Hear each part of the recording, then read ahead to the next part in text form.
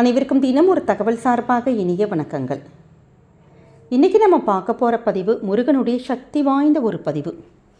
வருகின்ற ஏப்ரல் மாதம் 11ஆம் தேதி வெள்ளிக்கிழமை முருகனுக்கு விசேஷமான பங்குனி உத்திரம். வாழ்க்கையில் என்ன கஷ்டமாக இருந்தாலும், நமக்கு எந்த காரியம் நடக்கிறதா இருந்தாலும், என்ன வரம் வேண்டினாலும் உடனுக்குடனே நமக்கு தரக்கூடிய கலியுக கடவுள் யாருன்னு கேட்டிங்கன்னா முருகப்பெருமான் தான். அப்படிப்பட்ட முருகனுக்கு உகந்த இந்த பங்குனி உத்திரம் அன்னைக்கு உங்களுடைய வாழ்க்கையில் உங்களுக்கு என்ன தேவையோ இந்த ஒரு விசேஷ தீபத்தை மட்டும் ஏற்றி, அதுவும் குறிப்பாக சூக்ஷ்மமான ஒரு நேரம், இந்த நேரத்தை நிச்சயமாக எக்காரணம் கொண்டும் தவறவிடாமல் உங்களுடைய வாழ்க்கையில் சரியான முறையில் கரெக்டாக பயன்படுத்தி முருகனுக்கு கிட்ட நீங்கள் உங்கள் கோரிக்கைகள் வச்சு பாருங்கள். நிச்சயமாக எல்லாவித கோரிக்கைகளும், கல்யாணம், நமக்கு குழந்தை பிறப்பு, நல்ல வேலை, படிப்பு, வாழ்க்கையில் எந்த பிரச்சனை எதுவாக இருந்தாலும், கடன் தொல்லையாக இருக்கலாம், தனிப்பட்ட பிரச்சனைகள், உங்களுடைய இஷ்டங்கள் எது வேணாலுமே இந்த ஒரு மணி நேரத்தில் மட்டும் தீபத்தை மட்டும் ஏற்றி நீங்கள் சுவாமி கிட்ட கேட்டு பாருங்கள். நிச்சயம் முருகப்பெருமான் கண்டிப்பாக அதை கொடுத்துருவார். ஏன்னா அப்படிப்பட்ட சக்தி வாய்ந்த தீபமும் சூக்ஷ்மமான நேரம் தான் இந்த பதிவில் தெரிஞ்சுக்க போகிறோம். பதிவுக்குள்ளே போகிறதுக்கு முன்னாடி நம்முடைய சேனலை சப்ஸ்கிரைப் பண்ணாமல் பார்த்துட்ருக்கோங்க, கண்டிப்பாக சப்ஸ்கிரைப் பண்ணிக்கோங்க. அப்போ தான் எங்களுடைய எல்லா நல்ல நல்ல பதிவுகளுமே உடனுக்குடனே வரும். இப்போ பதிவை தெரிஞ்சுக்கலாம். நம்முடைய வாழ்க்கையில் மற்ற எந்த விரதத்துக்கும் இல்லாத ஒரு தனிச்சிறப்பு என்னன்னு கேட்டிங்கன்னா பங்குனி உத்திரம் நாளுக்கு இருக்குது. ஏன்னா நம்ம அனைத்து தெய்வங்களையுமே வழிபடுவதற்கு ஏற்ற நாள், உகந்த நாள் அப்படி எதுன்னு கேட்டிங்கன்னா பங்குனி உத்திரம் நாள் தாங்க. இது கல்யாண வரம் தரக்கூடிய விரதம் மட்டும் கிடையாது. உங்களுடைய வேண்டுதல்கள் எதுவாக இருந்தாலும், வாழ்க்கையில் உங்களுக்கு என்ன ஆசையோ, என்ன விருப்பங்களோ, என்ன நடக்கணுமோ, முருகன்கிட்ட இந்த ஒரு விஷயம் உங்களுக்கு நடக்கும்தான் நல்லாயிருக்கும் வாழ்க்கையில் அப்படிங்கிறவங்க நீங்கள் தாராளமாக பங்குனி உத்திரத்துக்கு நீங்கள் விரதம் இருந்து, நம்முடைய சேனலே கூட இன்றைக்கி ஒரே ஒரு நேரத்தில் பங்குனி உத்திரம் அன்னைக்கு ஒரு விரதம் எடுக்கிற முறை நம்ம சிம்பிளாக இன்றைக்கி சொல்லியிருக்கோம்.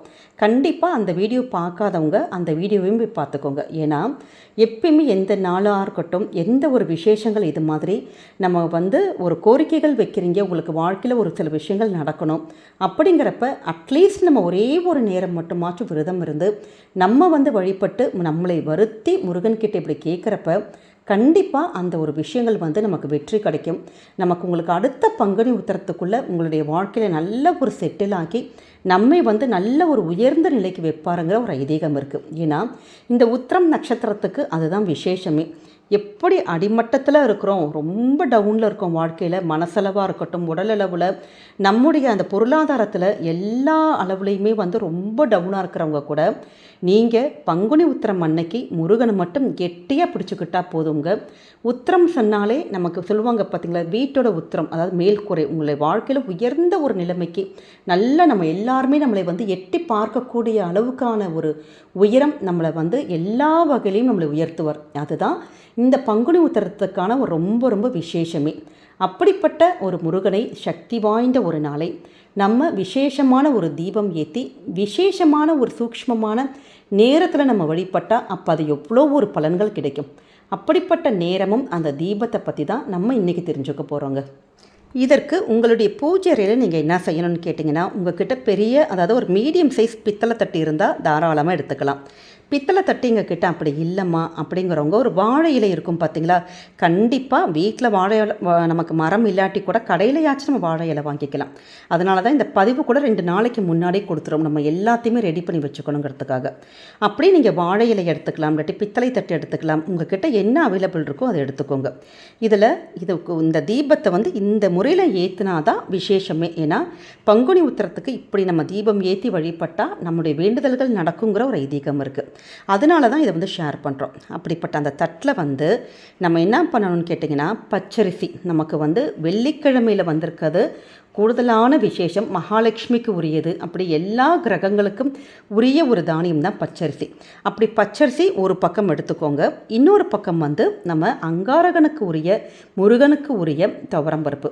நீங்கள் இந்த ஒரு விசேஷமான தீபத்துக்காக நீங்கள் சிரமம் பார்க்காம, அதாவது உங்கள் வீட்டில் ஒரு 1/4 கிலோ துவரம்பருப்பு, இல்லை 1/2 கிலோ துவரம்பருப்பு, 1/2 கிலோ பச்சரிசி புதுசாக வாங்கிட்டு வந்து நீங்கள் அன்றைக்கி சுவாமி ரூமில் அதை வச்சுட்டு ஒரு கிணத்துல கூட கொட்டி வச்சுக்கலாம். வச்சுட்டு நீங்கள் அதை கூட நீங்கள் உபயோகப்படுத்திக்கலாம். கொஞ்சோண்டு ஒரு பக்கம் துவரம் பருப்பு குவியலாக வச்சுக்கோங்க, இன்னொரு பக்கம் குவியலாக பச்சரிசி அப்படி லைன் அப்படி வச்சுட்டு அப்படி நம்ம அந்த இலை மேலேயோ தட்டு மேலேயோ இப்படி பரப்பி வச்சுக்கணும். அவ்வளோதாங்க. அதற்கு மேலே நம்ம ஏற்ற போகின்ற தீபங்கள் மொத்தம் 6 தீபம். எப்பயுமே ஆறுமுக பெருமானுக்கு 6 அகல் தீபம் ஏற்றுறதுங்கிறது ரொம்ப ரொம்ப விசேஷம். நிறைய பேர் கேட்கலாம், இந்த பச்சரிசியும் துவரம்பருப்பும் பரப்பியிருக்கோமே அதுக்கு மேலே இப்படி நாங்கள் வந்து இந்த நம்ம ஸ்டார் கோலம் போட்டுக்கலாமான்னா தாராளமாக உங்கள் மோதிர விரல் இருக்குது பார்த்தீங்களா, அதிலே நீங்கள் சும்மா சின்ன சிம்பிளான ஸ்டார் கோலம் மாதிரி போடலாம். இல்லாட்டி அதற்கு மேலே உங்களுக்கு வேண்டுதல்கள் நடக்கிறதுக்கு வெற்றிலை தீபம் போடலாம். அப்படி இல்லாத பட்சத்தில் வெறும் அரிசியும் துவரம்பருப்பும் மட்டுமே வச்சுட்டு அதற்கு மேலே 6 அகல் தீபம் நம்ம நெய் தீபம் ஏற்றுறதுங்கிறது தான் அன்றைக்கி கூடுதலான விசேஷம். அதனால் சிரமம் பார்க்காம எவ்வளவு கஷ்டமாக இருந்தாலும் நீங்கள் நெய் மட்டும் நீங்கள் பண்ணுங்கள். அப்படி நெய் ரொம்ப எங்களுக்கு முடியாதவங்க வந்து சுத்தமான நல்லெண்ணெய் வாங்கிட்டு நீங்கள் அதில் தீபம் ஏற்றலாம். இப்படி 6 விளக்கை மட்டும் ஏற்றிட்டு ஓம் சரவண பவ அப்படிங்கிற மந்திரத்தை வந்து நீங்கள் ஆத்மார்த்தமாக அன்று நாள் முழுவதுமே நம்ம சொல்லிகிட்டே இருக்கணும். இப்படி ஏற்றுகின்ற நேரம் இருக்குது பார்த்தீங்களா, அது வந்து ஒரு சூக்ஷ்மமான நேரம் இருக்குது. நமக்கு பங்குனி உத்திரம் வந்து அன்னைக்கு உத்திரம் நட்சத்திரம் நமக்கு சாயங்காலம் வரைக்கும் இருக்குது, ஒரு 4:30 மணி வரைக்கும் இருக்குது. அப்படியே பட்சத்தில் நமக்கு எப்பயுமே நம்முடைய பிரச்சனைகள் தீர்ப்பதற்கு நமக்கு உங்களுக்கு எந்த விஷயங்கள் எது நடக்கணுமோ எதுவாக இருந்தாலுமே நம்ம முருகனுக்கு செவ்வாய் ஹோரைங்கிறது தான் விசேஷம். அப்படி இது வெள்ளிக்கிழமையில் வந்திருக்கிறதுனால வெள்ளிக்கிழமையில் வரக்கூடிய செவ்வாய் ஹோரை, அதாவது 11 மணிலேருந்து 12 மணி வரை, காலையில் அந்த நண்பகல் இருக்குது பார்த்தீங்களா, ஒரு மதியான நேரம் 11 மணிலேருந்து 12 மணி வரைக்கும் இல்லை, இடைப்பட்ட 1 மணி நேரம். இந்த 1 மணி நேரத்தை யார் எதை மறந்தாலும் சரி முருகனுக்கு ஒரு 6 விளக்கு நீங்கள் காலையில் குளிச்சு நம்ம தீபம் ஏற்றிருப்போம், விரதம் இருக்கிறவங்க இதெல்லாம் பண்ணியிருப்போம். ஆனாலுமே அந்த 11 to 12 அந்த செவ்வாய் ஹோரையில் நீங்கள் வெற்றிலை மாதிரி வச்சுட்டும் தீபங்கள் போடலாம், இல்லாட்டி சும்மா ஒரு 6 அகல் தீபம் வைக்கலாம், இல்லாட்டி ஒரு ஸ்டார் கோலம் போட்டு சரவண பவன் எழுதிட்டு அதற்கு மேலேயும் 6 அகல் தீபம் வைக்கலாம். ஆனால் 6 அகல் தீபம் முருகனை வேண்டி அந்த 11 to 12க்குள்ளே அந்த 1 மணி நேரம் செவ்வாய் ஹோரையில் நீங்கள் தீபத்தை மட்டும் ஏற்றிட்டு உங்களுக்கு வாழ்க்கையில் என்ன வேணுமோ முருகன்கிட்ட ஆத்மார்த்தமாக நீங்கள் கேட்டு பாருங்கள். நிச்சயமாக அடுத்த பங்குனி உத்திரத்துக்குள்ளே 200% கண்டிப்பாக நடக்குங்க. கல்யாணத்துக்காக இருக்கலாம், குழந்தை பிறப்புக்கு, வேலைக்கு, ப்ரமோஷனுக்கு, ஃபாரின் ஆஃபருக்கு, உங்களுக்கு என்ன பிரச்சனை, வெளியில் சொல்லக்கூடாத பிரச்சனைகள், அப்படி எது பிள்ளைங்களை கூட நல்ல ஒரு பிள்ளைங்க வாழ்க்கை அமையறதுக்கு அப்படி எந்த விஷயங்கள் வேணாலும் இருக்கலாம். நீங்கள் என்னென்ன வழிபாடுகள் நீங்கள் கோவிலில் போய் அர்ச்சனை பண்ணிக்கலாம், எது வேணாலும் பண்ணுங்கள். ஆனால் நம்முடைய வீட்டில் இப்படி 11 to 12 இந்த செவ்வாய் ஹோரையில் ஒரே ஒரு தீபம் மட்டும் ஏற்றி, இந்த 6 தீபம் மட்டும் ஏற்றிட்டு முருகனை மட்டும் ஆத்மார்த்தமாக நீங்கள் வழிபட்டு பாருங்களேன். நிச்சயமாக நல்லபடியான உங்களுக்கு வாழ்க்கையில் என்ன வேணுமோ அந்த விஷயத்தை கண்டிப்பாக முருகன் கொடுத்துடுவார். நம்ம நிறைய தீப பரிகாரத்துக்கு ஒரே ஒரு விஷயங்கள் மட்டும் வேண்டிக்கோங்கன்னு சொல்லுவோம். ஆனால் பங்குனி உத்திரத்துக்கு மட்டும் ஒரு விஷயம் 2 விஷயம் கிடையாது. வாழ்க்கையில் உங்களுக்கு என்னெல்லாம் நடக்கணுமோ, எந்தெந்த விஷயங்கள் எல்லாம் உங்களுக்கு தீரணும், எதிலெல்லாம் முன்னேற்றம் வேணும், உங்களுக்கு கணவருக்கு, குடும்பத்துக்கு, நம்முடைய அம்மா வீடு, மாமியார் வீடு, தெரிஞ்சவங்க யார் யாருக்கெல்லாம் நல்லது நீங்கள் உங்களுக்கு நடக்கணும் அப்படின்னு நினச்சி வேண்டிக்கிறீங்களோ அந்த எல்லா விஷயங்களுமே முருகனுடைய அருளால் கண்டிப்பாக நடக்கும். நீங்கள் செய்ய வேண்டியது அன்று நாள் முழுவதுமே இறை மனதோடு நீங்கள் முருகா அப்படின்னு சொல்லிட்டு அந்த ஒரு நாமத்தை மட்டும் உங்கள் மனசுக்குள்ளே நீங்கள் நினைக்க கண்டிப்பாக நமக்கு நல்லது மட்டுமே தாங்க நடக்கும்.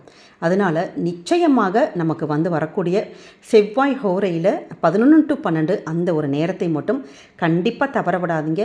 எளிமையான ஒரு வழிபாடு, ஆனால் நிச்சயம் உங்களுடைய வாழ்க்கையே மாற்றி அமைக்கக்கூடிய ஒரு வழிபாடு. கண்டிப்பாக இந்த நேரத்தை எக்காரணம் கொண்டும் தவற விடாதீங்க. குடும்பத்தில் நல்லதொரு மாற்றங்கள், சுபிக்ஷங்கள் முருகனுடைய அருளால் நல்ல வாழ்க்கையில் பல அதிசயங்கள் நீங்களே பார்க்கலாங்க. இந்த பதிவு கண்டிப்பாக உங்கள் எல்லாருக்குமே பிடிச்சிருக்கும்னு நினைக்கிறோம். பிடிச்சிருந்தா மறக்காமல் ஃப்ரெண்ட்ஸ் அண்ட் ஃபேமிலி மெம்பர்ஸ்க்கு ஷேர் பண்ணுங்கள், அவங்களும் இதை பார்த்து பயன்பெறட்டும். நம்முடைய சேனலை சப்ஸ்கிரைப் பண்ணி உங்களுடைய ஆதரவுகள், சப்போர்ட்டுகள் எங்களுக்கு என்றைக்குமே கொடுக்கணுங்க. மீண்டும் வேறொரு நல்ல பதிவோடு உங்களை சந்திக்கிறோம். நன்றி, வணக்கம்.